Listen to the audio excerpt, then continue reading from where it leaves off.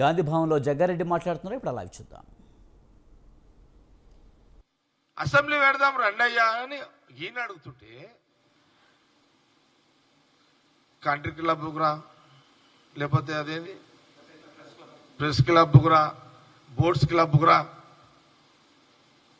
అరే అసెంబ్లీ ఎందుకు ఉన్నది మరి? ఇవన్నీ తీసేసి మరి ఆడే కూర్చోండి రోజు. కళ్ళు దుకాణానికి ఒకటి రా అని చెప్పలేడు ఆయన. ఇక అదొక్కటి మిగిలింది కేటీఆర్కి. కళ్ళు దుకాణం ఒకటి అంటలేడు ఎట్లా ఉంది. అసెంబ్లీ ఎందుకు మరి? ఈ బిల్లు, ఈ అసెంబ్లీ, ఈ చట్టం ఎందుకు? అసెంబ్లీ ఎందుకు? ఇవన్నీ ఎందుకు?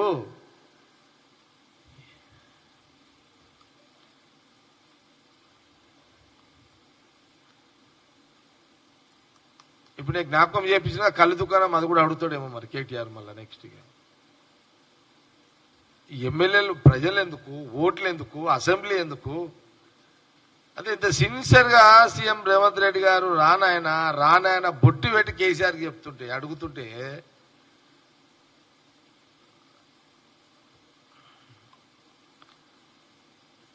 రండి, క్లారిటీ వస్తుంది కదా. ముఖ్యమంత్రిగా రేవంత్ రెడ్డి గారు ఏం మాట్లాడతారు, ఏం వివరణ ఇస్తారు, ఏం చెప్తారు? ఇరిగేషన్ మినిస్టర్ ఉత్తమ్ కుమార్ రెడ్డి గారు ఏం మాట్లాడతారు? కేసీఆర్ గారు నువ్వేం అడదలుచుకున్నావు అడుగు. ఇవన్నీ వదిలే కేటీఆర్ గారు ఇక ఈ కళ్ళు బొల్లి మాటలు మాట్లాడకి అన్నీ అయిపోయినాయి ఇవన్నీగా. ఇప్పుడు ఏంది అసలు? నీళ్ళ కోసమే తెలంగాణ. ఆంధ్రలో తిట్టింది నువ్వే, ఆంధ్ర నాయకులను తిట్టింది నువ్వే, ఆంధ్రలో నిలబడదామన్నది నువ్వే. రాష్ట్రం వచ్చి నువ్వు ముఖ్యమంత్రి అయితే ఆంధ్రలకు కాలికి ముళ్ళిరిగితే నోటి పన్నుతో తీస్తానన్నది నువ్వే, పొడుస్తానది నువ్వే, నోటి పన్నుతో తీస్తానన్నది నువ్వే.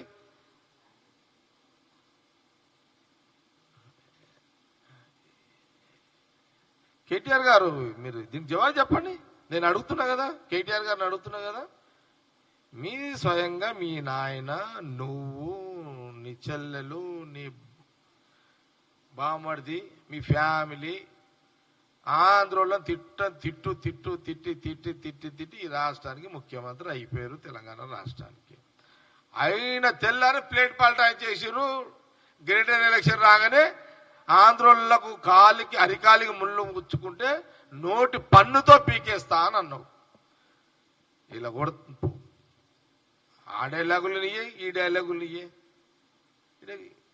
ఇక్కడ తేడా ఎక్కడుంది కేటీఆర్ గారు? అవును, అప్పుడు నీకు తెలంగాణ ప్రజలను రెచ్చగొడితే ఎమోషన్ల రాష్ట్ర విభజన జరుగుతుంది, మీరు ముఖ్యమంత్రి అవుతారు, మీ ఎజెండా అది. ఇది అయిపోయింది. అచ్చా సరే, అప్పుడు నీళ్లు దొంగతనం చేసిరు ఆంధ్రోళ్ళు లాంటివి, నీళ్ళు ఎత్తుకపోయారు అంటివి, రాత్రిపూట బిందెలతో మోసిరు అంటివి, ఇన్ని పిటకథలు చెప్పారు మీరు. ముఖ్యమంత్రి అయినాక మన జగన్ ముఖ్యమంత్రిగా ఎన్నిసార్లు మరి మీ నాయన ఇంటికి బంగ్లాకు వచ్చిండు? ఎవరు? జగన్ ముఖ్యమంత్రి. అక్కడ ఆయన ఆంధ్రప్రదేశ్ ముఖ్యమంత్రి, నువ్వేమో తెలంగాణ ముఖ్యమంత్రివి. మరి నీళ్లు ఎత్తుకపోయిన దొంగలని నువ్వు ఎందుకు మీ ఇంటికి పిలిచి భోజనం పెట్టినావు? నువ్వే కదా దొంగలు అన్నావు. వాళ్ళందరూ దొంగలని నువ్వే అన్నావు, మేమనలే, కాంగ్రెస్ అనలే. ఎక్కడ నువ్వే అన్నావు. దొంగలు లంగలు లఫంగల నువ్వేంటివి వాళ్ళని, ఆంధ్రోళ్ళని. మేమన్నా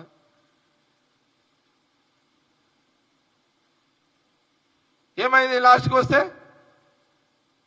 జగన్ అక్కడి నుంచి ముఖ్యమంత్రి నువ్వు 3 సార్లు పిలుస్తీవి, దర్వాజలో పోయి ఆహ్వానిస్తీవి, శాలువలు కాపుతీవి, లంచ్కి తీసుకపోతేవి, తిని పెడతీవి.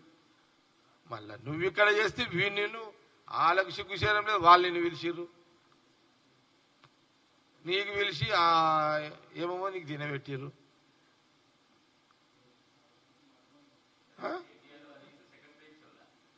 సెకండ్ బెంచే కదా సీఎం. నేనండి క్లారిటీ ఇస్తా. సీఎం ఒక జాతీయ పార్టీ నాయకుడు, ఒక మొన్నటిదాకా ఉన్న పిసిసి రేవంత్ రెడ్డి గారు తర్వాత ముఖ్యమంత్రి అయ్యాడు. ఇది నేను కేసీఆర్ గారిని అంటలేదు. కేసీఆర్ గారు నంబర్ వన్ ఇద్దరు నంబర్ వన్ బెంచ్లే, అందులో ఏం తేడా లేదు. నేను కేసీఆర్ పర్సనాలిటీ నేనేం తక్కువ చేయను, చాలా బిగ్ పర్సనాలిటీ. మాకు ఆ జ్ఞానం ఉన్నది కాంగ్రెస్ వాళ్ళకు, మీకు లేకపోవచ్చు పిల్లలకు జ్ఞానము, మాకు ఆ జ్ఞానం ఉన్నది. మేము ఎప్పుడు కూడా కేసీఆర్ని తక్కువ చేసి మాట్లాడతలేడు ఇక్కడ జగ్గారెడ్డి. కేసీఆర్ గారు very big personality, no doubt. కానీ మా ముఖ్యమంత్రి మా మాజీ పిసిసి రేవంత్ రెడ్డి గారు కూడా ఒక జాతీయ కాంగ్రెస్ పార్టీ. మాదేమో ఢిల్లీ పార్టీ, ఇదేమో గల్లీ పార్టీ. మీరన్నా గల్లీ పార్టీ, ఇంకా మాదన్నా ఢిల్లీ పార్టీ. ఢిల్లీకి గల్లీకి ఫరక్ లేదా? ఈ జ్ఞానం కూడా లేదా కేటీఆర్ గారికి? అచ్చా, మరి వాళ్ళని ఇంటికి వచ్చి 3 సార్లు భోజనం చేస్తే దానికి లెక్క చెప్పు. మరి మీరు పోయి మీ నాయన పోయి ఆడ తిన్నాడు, రాయలసీమలో పోయో ఆంధ్ర దిక్కు ఎక్కడ పోయి తిన్నాడు.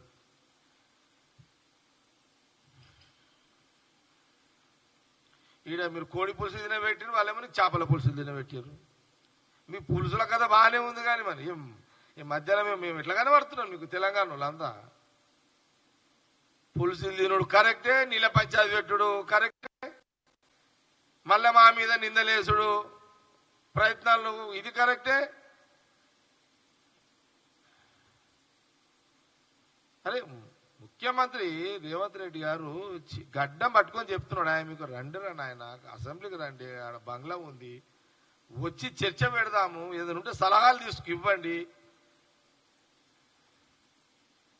ఎలక్షన్లప్పుడు పొలిటికల్ స్టంట్ చేసుకుందాం అందరం, అది వేరు. కానీ పరిపాలనలో పార్ట్ అయినప్పుడు యాజ్ ఎ గవర్నమెంట్ గా కాంగ్రెస్, యాజ్ ఎ ప్రతిపక్షంగా అటు బీఆర్ఎస్ డిబేట్ ఉంటుంది, మాట్లాడదాము, సవరణలు ఉంటాయి, ఎన్నో ఉంటాయి. తెలంగాణ ప్రజలకు కొంత క్లారిటీ ఉంటుంది.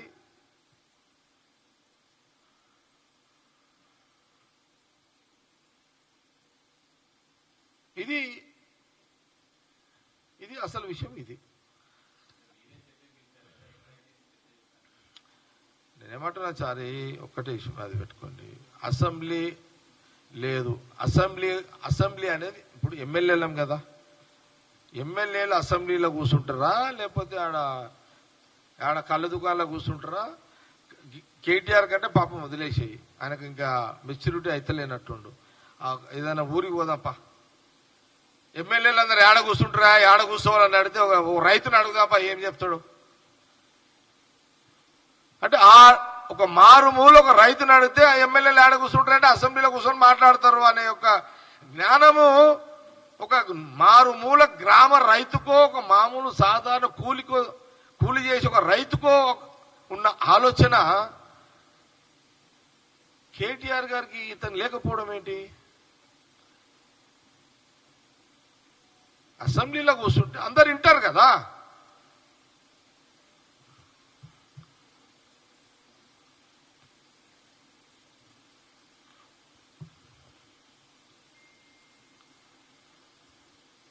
పులుసులు తినేది మీరే వండుకొని, మళ్ళా నీళ్ళ పంచాయతీ పెట్టేది మీరే. ఇదెక్కడ న్యాయము, ఇదెక్కడ పద్ధతి, ఇదేం ధర్మము, ఇదేం లెక్క, ఇదేం పత్రము? అందుకే అప్పుడప్పుడు మా ముఖ్యమంత్రి ఏమంటే కోపం వచ్చి తిడితే తిట్టినట్టు. మళ్ళా మీరు చేసే శాస్త్రాలు మరి ముద్దు పెట్టుకునేటట్టున్నాయి, తిట్టేటట్టున్నాయి. మరి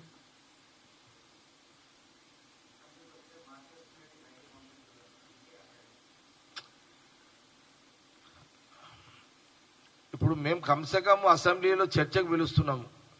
బీఆర్ఎస్ గవర్నమెంట్ ఉన్నప్పుడు కాంగ్రెస్ ఎమ్మెల్యేలు బెంచ్ మీద ఆయన సీటు మీద కూర్చొని ఒక అడుగు ముందుకేస్తే సస్పెండ్ చేసిర్రు. కోమటిరెడ్డి వెంకటరెడ్డిని చేయలేదా?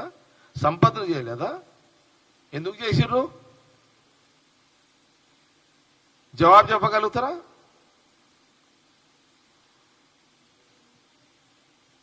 కోమటిరెడ్డి వెంకటరెడ్డిని, సంపత్ కుమార్ని అసెంబ్లీ నుంచి సస్పెండ్ చేసి అసెంబ్లీ రాకుండా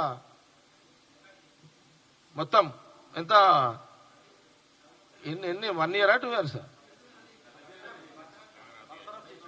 టైం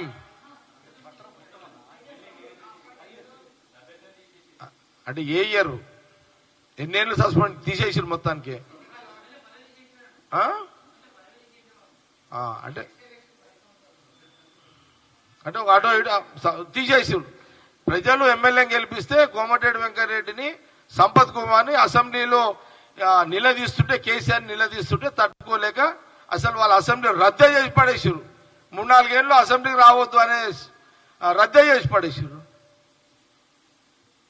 అంటే మీరు ఇంత దుర్మార్గమైన పరిపాలన అందించారు. మీరు మీదొక పాలన, మీరేమో పాలకులా? మీకు అంటూ ఒక సిస్టమ్ ఉన్నదా?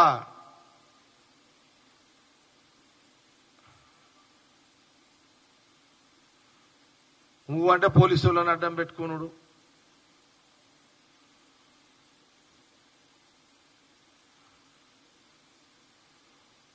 పోలీసు వాళ్ళు ఒక పోలీసు ఒక వ్యవస్థని అందరు పోలీసు, నేను ఎప్పుడు కూడా పోలీసు కొంతమంది అంట, కొంతమంది అధికారులను అందరు చెడ్డవాళ్ళు. పోలీసు అందరు మంచి వాళ్ళే ఉంటారు. అందులో 1, 2, 3, 4 గఫలతులు వెళ్తారు కొడుకులు కొందరు. వాళ్ళని అడ్డం పెట్టుకొని మా ఫోన్లని ఎవడు ఆడమంటుండు, ఎవడు ఆడ కూర్చుంటుండు, ఏం చేస్తున్నారు? ఫోన్లు వినాలి, మా ప్లానింగ్లు తెలుసుకోవాలి. కోపం రాదాబా ఎవరికైనా? ప్రతిపక్ష పిసిసి ప్రెసిడెంట్ ఒక రేవంత్ రెడ్డి గారు ఆయన ఉన్నప్పుడు నువ్వు ఆయన ఫోన్, ఆయన బెడ్రూమ్ ఫోన్లు, ల్యాండ్ ఫోన్లు, మొత్తం ఫోన్లు అనేది మరి ఆయనకి కోపం రాదా మరి ఎవరికైనా?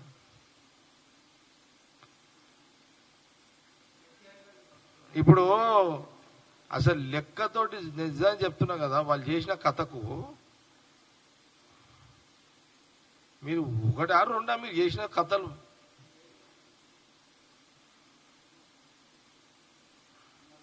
అంటే నేనేం చెయ్యొద్దు, కోపం వస్తుంది కానీ ఒక మాటనే తిట్టాలి కదా వాళ్ళని.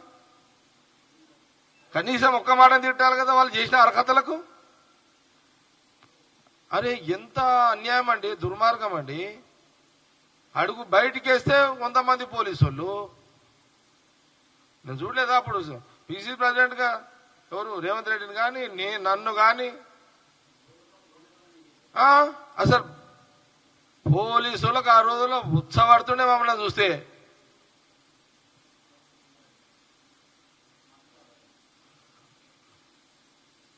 పోలీసు వాళ్ళు వచ్చి మా దగ్గరికి, సార్ దండం పెడతాం సార్, ఏం చేస్తాం సార్, కేసీఆర్ నుంచి ఫోన్ వస్తున్నారు సార్, మా టాస్క్ ఫోర్స్ వాళ్ళు చేస్తున్నారు సార్. మేమే మామూలు వాళ్ళం కాదు కదా.